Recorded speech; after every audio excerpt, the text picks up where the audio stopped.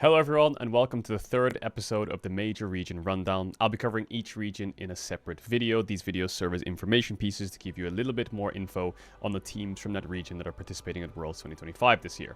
Today's episode will be a little bit different. Now, I haven't watched the LCP all year long. I've only watched them participate at first hand at MSI in the internationals. So I've invited two special guests, Molecule and Vestion, big shout out to them, who will be giving you a more in-depth breakdown of the teams, and I'll give you an introduction and tell you about their year a little bit before they jump in and give you that analysis. Shout out to them, and I hope you enjoy the video. Hello everyone, it is Molecule here, and today I'm going to be talking to you about the LCP, and I'm going to be covering two of the three Worlds representatives. Now, before I talk about the teams, I want to talk about the region as a whole. So what is the LCP? Well, it is actually the newest major region coming into this year, and it was formed due to a merger of some minor regions. So Oceania, LGL, PCS, and VCS were merged into this Super League, the LCP. Now, we call it a Super League because there was a huge consolidation of talent.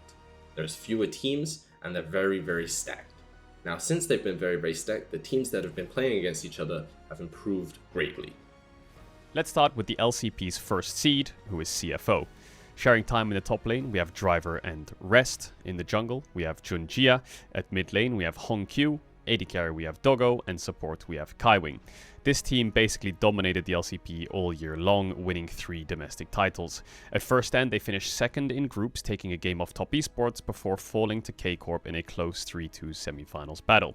They had a respectable performance at MSI as well, where they took T1 to 5 games in the first round of playoffs and eliminated EU's first seed Koi before being eliminated by number 1 LPL, AL in a 3-1 series.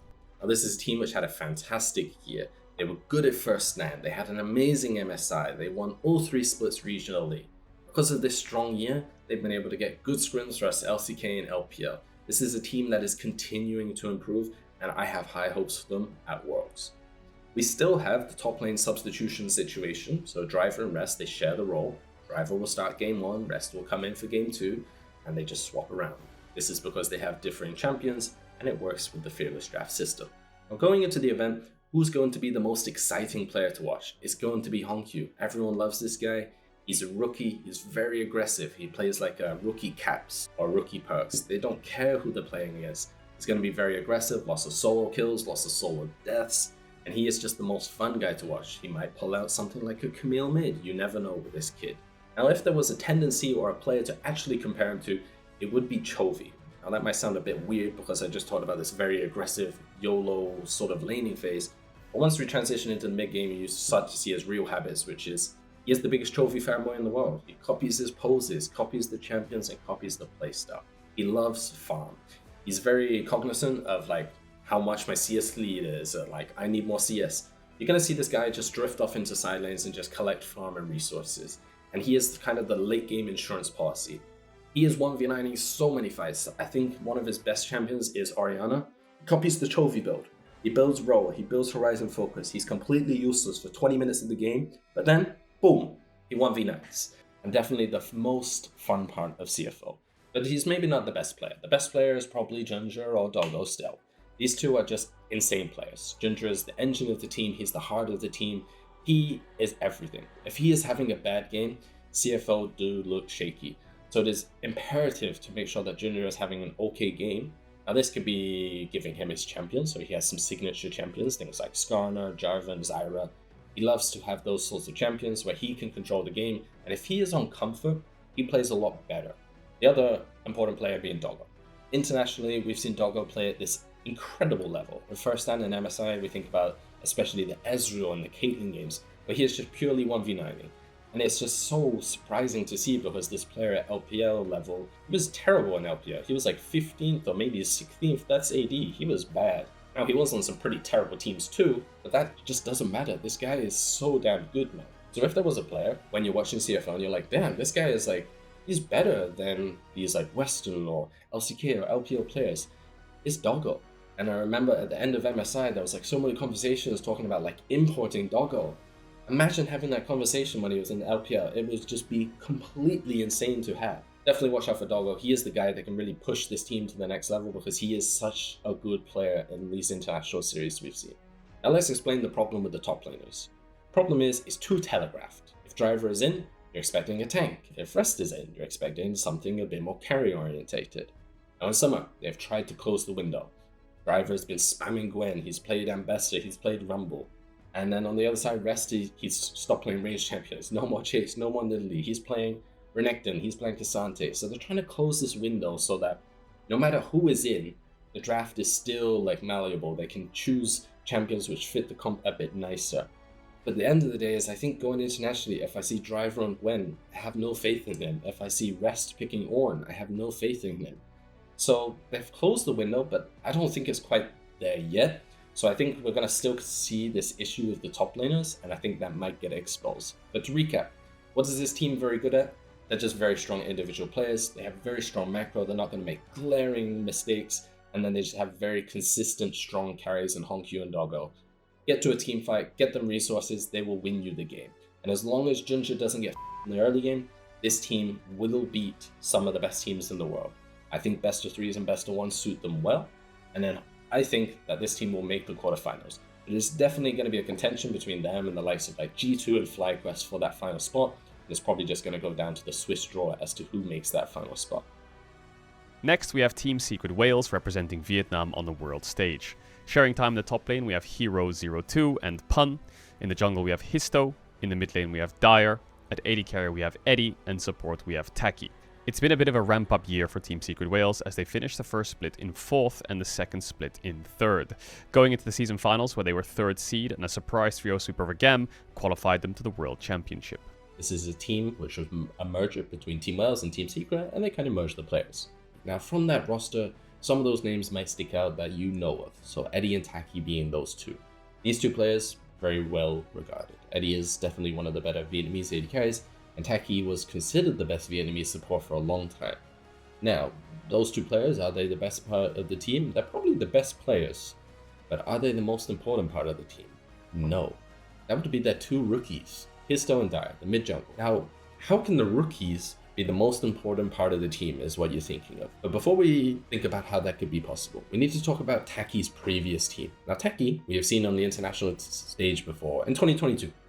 MSI and Worlds, he played on that kind of famous Saigon Buffaloes team that everyone loved. Why did everyone love them? They played Vayne top, they played Zac mid, they perma 4. Absolute fiesta every single game. That team plays exactly the same now. The team back then, which was perma fighting, is this Team Secret Wales. And when you have this mechanically insane mid-jungle, they're down to permanently fight. It's much more solo QE and it suits their style. So this mid-jungle, they love to fight, they love to skirmish, and that is the way that this team was. A lot of skirmishes, a lot of fights, just keep fighting and snowball games quickly. And that is their strength, but well, that's also going to be their weakness. If a team is completely reliant on skirmishing and snowballing, their weakness is the games get slower and slower. And that's what teams have been doing against them all year. In winter and spring, we saw them have amazing regular seasons and then choke in the playoffs. Why is that? Playoffs, big games, the games get slower, and they weren't able to execute their game plan. In summer, they were actually able to keep the games chaotic, but they have also learned a very unique skill. Since they've spent the whole year with teams just AFKing, trying to stall out games, they've had a lot of practice at trying to find the right spot to force fights. And they've become very good at these snap engages, maybe even the best team in the world. And I know that sounds crazy, but this is a team where every game, every series they've had all year, the enemy team is just trying to avoid them. If you spend your whole year playing against teams where people are trying to run away, you get pretty damn good at trying to find the one moment where you need to engage. And they're very good at these snap engages, especially mid-jungle. They will just flash on one person, but the whole team follows up. This team, super explosive, gonna have sort of like carry junglers, so Lee Sin, Jarvan, Wukong. Mid laners much more utility, Galio, Ahri, Talia. You can kind of think of this as an Olyoya Niski sort of team. Is this team gonna go to the World Finals? No. Are they gonna make the quarterfinals? No. Are they gonna beat the team in Swiss? Yes, I think so, because they have been very good in best of 1 and best of 3 all year. So the best of 5s, whatever. But they're very, very good at these explosive games, and I can see them easily beating a team and just, it's the best of 1. If you think back to 2019, G2, they won MSI. Who did they lose to? They went 0-2 to Fengvu Buffaloes. One of the games, they got beat in a 20k goal deficit. The Vietnamese teams who play this crazy aggressive style, they can win best of 1s. You need to think back to those old events where those Vietnamese teams could win best of 1s. And that is what Team Secret Worlds are going to do at this Worlds. Lastly, we have PSG Talon, a household name in the Asia-Pacific region. In the top lane, we have Aja. In the jungle, we have Karsa. Out of retirement, comes in mid lane, Maple. AD carry, we have Betty, and support, we have Woody. This team started the year in first, but failed to qualify to first stand, losing to CFO in Split 1 finals. In Split 2, they failed to qualify for MSI, finishing in third place. Going into summer, however, they replaced their mid laner Fofo with Maple, who came out of retirement. Despite coming into playoffs as the 5th seed from the regular season, they surprised with a win over 2nd seed GAM to qualify to Worlds. Hello, ladies and gentlemen. It is time for you guys to learn about PSG Talon. I am Vestion. I'm a play-by-play caster here for the LCP English. So, looking at this team as a whole, we'll start at the top lane, of course. Arja up there, as has been for the last couple of years. While I don't think is performing as well as he did in 2023 or 2024, he's a bit of an island onto his own up in that top lane. Now, does he find a lot of success in his lanes? Not really. He's kind of falling behind quite a lot. He's really suffering to the likes of Driver, to the likes of Kiaya, even to the likes of Puntov recently over in the LCP finals. But he is still holding his own relatively well. I'd be worried about him as he goes up against some of those more experienced top laners, the likes of Keen. I can't imagine him having such a great time, even looking at Doran and Zeus as well. I think he'll struggle against the LCK top laners. But against anyone like from LEC or from NA, I do think he'll do relatively well. Now, you look at their jungle. Of course, in the past, it has been Junja. That's where a lot of their success domestically did come from, was the fact that they did have Junja, who has just been so consistently our best jungler in the region. This time around, it's Karsa. Is he as good as he used to be? I'd have to say absolutely not, but at least of the past few weeks, he has been playing relatively well. He typically plays a lot around mid lane. This is true for both when they played with Fofo and now more recently Maple. Most of his ganks, you'll see, if they come out in the early game, tend to go towards the mid lane. He also plays quite aggressively around the Raptors camp as well to play around Maple and to try and find success that way. Now, they have found a relatively large amount of success with it, but unfortunately, despite Karsa and how well he's been playing of late, it's been more or less the mid lane that's been lacking. Both Fofo and Maple have struggled to play well around their jungles, struggled to play well around the support as well. And for Maple, who obviously did retire last year, came back here in Split 3 to try and save, essentially, PSG Talon and take them into this World Championship. But unfortunately for Maple, his form has been very hit or miss. I think in reality for him, where he has found the most success has been on the Azir and on the Taliyah.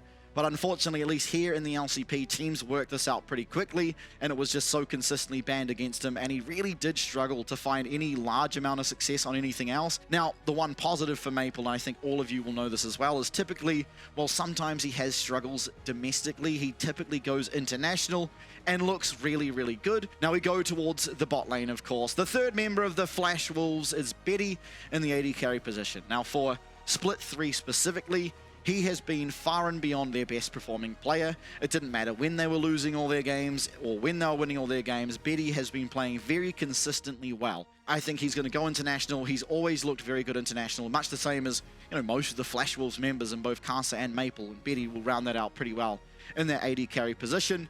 And then last but not least, of course, alongside him in that support role is Woody. Now, Woody typically, historically, has been really good at the likes of mage supports, honestly. He's been very good at the likes of the Lux, even Heimerdinger in the past when that was a thing. He does very well on the enchanters like the Nami, the Lulu, but of late, pretty much no one's picking those in the LCP. It's all about Alistair, Leona, Rakan, Rao. The fact that Woody's not on the champions he most succeeds on has looked a little weak for PSG. Now, the biggest thing for PSG Talon as a whole, when you look at their entire team, is their drafting. I think that has been the biggest problem.